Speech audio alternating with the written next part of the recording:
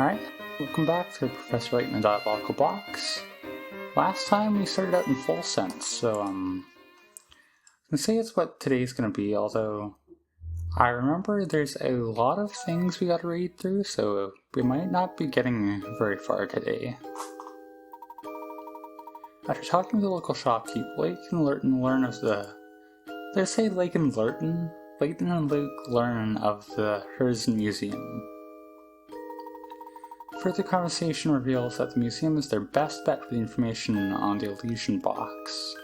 The next destination out clear, Luke and Layton head to the north part of town to visit the museum.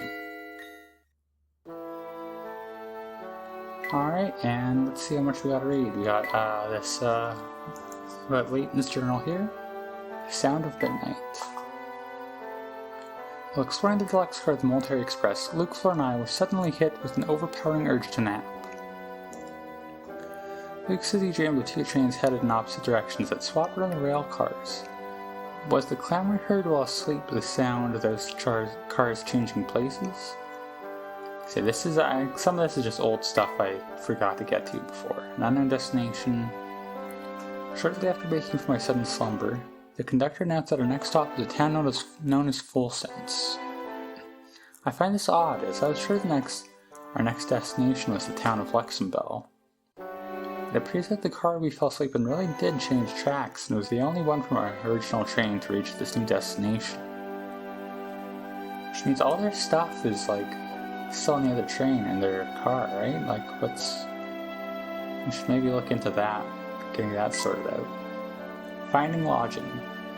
Upon exiting the train in Full Sense, Flora began to complain of feeling unwell. I imagine the cause of her discomfort is simply fatigue caused by too much travel. While I'm anxious to start an inspection of our surroundings, Flora's comfort must come first. There must be a hotel around here where she can rest up. Exploring Full Sense. After locating and checking into a hotel, Flora decided to stay behind her Super Kate while Luke and I begin an investigation about town. Our first mission is to locate any and all places that appear to have a connection with the illusion box. Okay, well, 4 more. What a Millionaire Seeks. It appears that Beluga and Sammy, the train's conductor, are here in Full Sense as well. From what I can tell, this isn't their first time here. It's clear they're both turning the town upside down in search of something, but as to what that something might be, I'm still without a clue. Yeah, this, like I said, for some reason, this game, between the complexity of its plot and the time it's been since I last played it, I don't remember there's a lot of gaps, I will say, in my memory of this game. Maybe not I don't remember much, but I don't remember this plot point at all. So, that's gonna be fun. I don't remember what the locked book's about though, so we'll get into that later. The locked book. While walking about town, Luke and I came across a diary-like book. The book is rigged with a number of locks and prevented me from reading the majority of its contents. The cover is adorned with a sinister-looking goat, which has piqued my interest. I wonder what, if any, significance it might have. Inspector resurfaces. This is, It appears that everyone has found their way to Full Sense. I just ran into the Inspector Constable Barton. The inspector explained that they are in town collecting information in the illusion box. If I could just get him to cooperate with me, we could learn a great deal about this place in very little time, but he seems determined to work this case on his own. And then we got our motivation for today's events, visiting the Herzen Museum. Through asking around, we've learned of an institution known as the Herzen Museum. I believe that we might find some information pertaining to the illusion box there, and I'm planning to visit it next. So that's what we're doing today, but before that, we got a new entry in the old diary. I had the great fortune of bumping into that girl from the ball again today. She's the daughter of some fancy lord or another, and it shows. Her intellect is matched only by the grace she displays. To be honest, I'm quite taken with her and have already started courting her. However, I fear father seems less than pleased with the idea. Yeah, they're doing the whole kind of horror game, how someone leaves behind a diary of what's been happening before, but yeah, so this guy, what do we know so far about this guy? This diary belonged to some duke. He's, trying to date someone. I've heard all about you, Missy. I know you've been asking around town about that box. Oh, but before I say anything, I don't care who your dear old dad is. No one's above the law. Does he think she killed him? In my eye, if anyone out chasing the Elysian box moves to the top of my suspects list. I've got it all wrong. Sir, if you wouldn't mind? What is it, Barton? Can't you see I'm in the middle of something here? Yes, about that, sir. The criminal we seek killed a man to obtain the Elysian box, so the villain should have it already. If the young lady was our culprit, she'd have no need to ask around about the box, in my opinion, sir. Oh, is that so, Barton? I don't recall ever asking for your analysis of the situation. Terribly sorry, sir. Please forgive my momentary lapse in judgment. I'll just be going now. I don't have a good voice for Barton yet. Not that any of my voices are good. Barton, get back here this instant. I'll have your night's wick, I swear. Gah. Ugh. It's the girl we saw at the station. Back at the station in Dropstone. What was her name? Katie? No, it's not. It's Katya. Look, we saw they give her name in the speech bubble. I believe you're thinking of Mr. Anderson's daughter, Katya. I mean, not that... sorry, not that Luke can see that, but, like, we can see that. So, I don't know why they're reminding us of this. Yes, that's the one. I just thought she'd be headed to the same place as us. Well, I mean, I know she's going to the museum. Okay, Plaza, there's a stash and scarf in. Hehehe, now there's a couple of mugs I've seen before. Yeah, I know you. And I know Fate. Because that's what brought you, me, and that swell tea set of yours together. Now that we're all reunited, I say we celebrate with a cup of tea. Bring me something nice, would ya? Want us to make tea for you? It's kind of a weird request just to make, but, sure. That's right, with her snapper, but nothing fancy. A cup of better classic will do the trick. So easy to make, even a baby could do it. A baby with a magic tea set, that is. Anywho, all you need is some oasis leaf, a little briskberry, and a sprinkle of bell tart seeds. We've already made that, right? Yeah, Bell Classic. Right?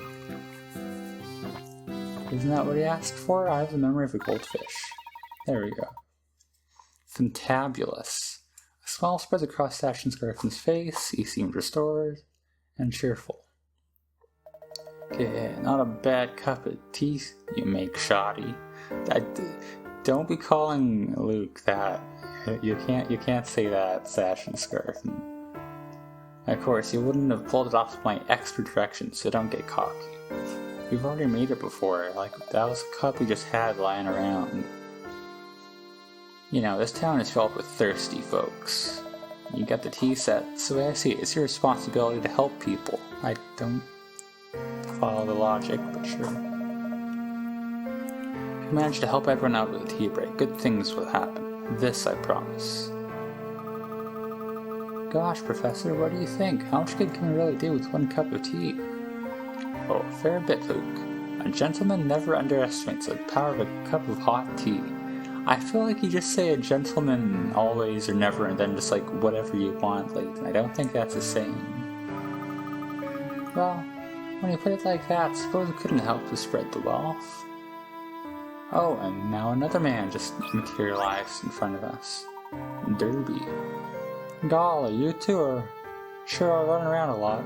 It makes me tired just watching you. That's...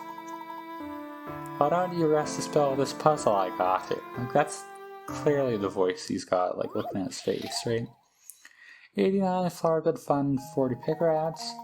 I remember this one as a kid. This took me, like, forever to solve. I don't remember the answer as is, but I think I remember how to... I think I know how to go about it. We'll see. Here are 4 circular flower beds, each with a radius of 10 feet. The way they're arranged forms a space between them. Can you find the area in the square feet of the section colored red below? Ignore the border around the flower beds when calculating your answer. So the idea here, how do we want to do this? Like that's going to be 10 feet, so this is 20, right? So we have this diamond pattern. This should be meeting at the corners. So like we have, like we got this part. This part is given us as filled in, and this part is filled in. But this should, like when drawing is terrible, but this should split this bottom part 4 ways, right? So then you can move like this one over there, this one over here, and this one over here. So the area of this area will be the same as the area of this square, which is going to be, it's 10 feet in radius, so each side length is 20 feet, so it should be 400, I believe. Let's see if I'm right. This should do the trick. There we go. Yeah. A true gentleman leaves no puzzle There's a few unsolved. puzzles here I don't necessarily remember the answers, but I remember being stuck on for a long time as a kid, and this is definitely one of those. Nice job. The red section has an area of 400 square feet. If you quarter the space between the flower beds and fit the pieces on the circle as shown in the diagram on the right, you can turn the circle into a square. Once you do, the sides of the square will have the same length as the diameter of a single flower bed, 20 feet. Square this number to get the area and your answer. To be honest, more than anything, the way I remember how to solve this is because, like, every once in a while I watch those videos. Like, I don't know what all of your YouTube feeds are like, but I get those ones that are, like, just, like, people working through, like, very complex but straightforward elementary, like, geometry puzzles, and it's all stuff like that, so that helps. Golly, you ran through that puzzle so fast it made my head spin. You're one of those people who does everything all slick-like, huh? I get tired just thinking about it. We've got pepper cherry, that's exciting. You got anything new else for us, Derby? Boy, you're too sure to run around a bunch, huh? Never catch me doing that, I get all sweaty. Derby, are you named after horses? Or... Seems to be a passage going under the clock tower. It's interesting, like on the map on the left, on the top screen, which is on the left here, they show that we need to go forward, but they don't show directly how to go forward. I think you gotta go right, so I'm gonna go left. Never mind. Sir, a minute, please. Oh, hello there. You're the fellow with Inspector Chelmy, yes? Name's Barton, sir. I'm a constable serving under Inspector Chelmy, sir. I felt obliged to let you know you may want to reconsider bringing the child up this way. Oh, yeah, okay, it's that, right. Why, what's up ahead? Things best left unknown until you're older, lad. My advice is do an about-face and leave the area. I don't think he'll budge on this, Luke. We'll have to find another path leading up that way. Yes, that's, the lady. We'll meet her eventually. Quick, hi, Professor. I see Inspector Chalmey over there. No need for alarm, Luke. He's likely just gathering information about Dr. Schrader's case. It seems he's finally figured out that the key to solving it lies here in full sense. Hehehe. It's as if the inspector's almost got a handle on things for once. We just figured that out like 10 minutes ago, so I don't know why you're being so smug, but... Oh. So let me confirm. This here is the man you've witnessed asking around about the Elysian box. No doubt about it now. Yeah, the man in the photograph is the one. I'll remember that beard anywhere. They're clearly talking about Don Paolo, right? That's the implication here? In the first game. Well, that seals the deal. Just as I suspected, it seems he did make his way to full sense. Come along now, Barton. We're moving on. Oh yes, sir. Right behind you, sir. Hello, very, interestingly head-shaped man. It looks like he is in a cartoon and he had like a, small garbage bag basket like stuck on his head, right? You know, and it pops off, and I don't know what I'm saying.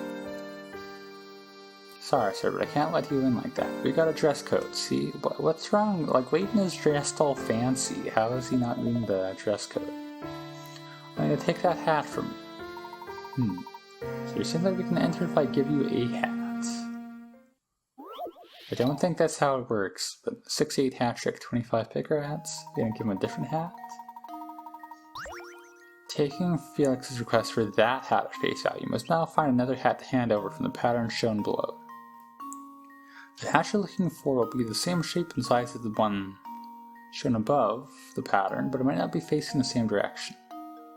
Use the stylus to outline your answer.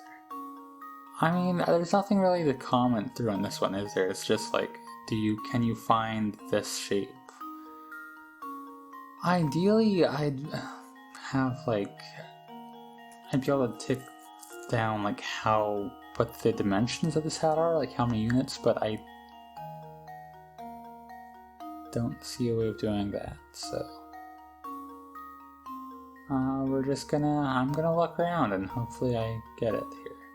So my one idea, I feel like the brim here is the most telltale part of it, so I've been looking for areas that match up with that. There are a few vertical ones and a few horizontal ones. I say circling them in the wrong order. I think the one that because it needs to be symmetric, right? The brim is the other big clue. So I think the best I could find, whoops, okay, was like this.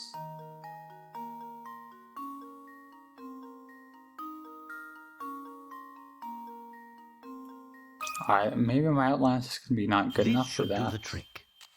Okay, well, something went wrong there. Oh, my. This one is quite formidable. Let's try this again. I don't know if I outlined it bad or if that was just wrong, so I think I went too tall on it. I think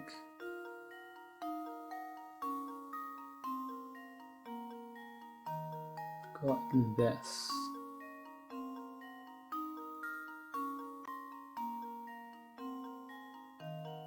I mean, going too wide kind of makes it look a bit too thick. To test my theory. Nope. Well, I suppose that's one possibility eliminated. Alright, let's keep at it, I guess. Okay, I'm gonna use a couple hints just to make sure I'm not just messing up the execution. This first one, the shape is identical to the example hat, so while you may find some shapes resemble the hat in question, outlining one of these won't count as a valid solution. Study the points where the lines of several shapes cross each other to find an exact match to the example hat. Not really helpful. The hat hidden in the pattern has been turned on its side. Okay, that is helpful. I mean, that's something. Consider this puzzle solved. Nope. You know what, just for the sake of it, let's use the last one. Focus your search on the lower left section of the picture. Did I just not,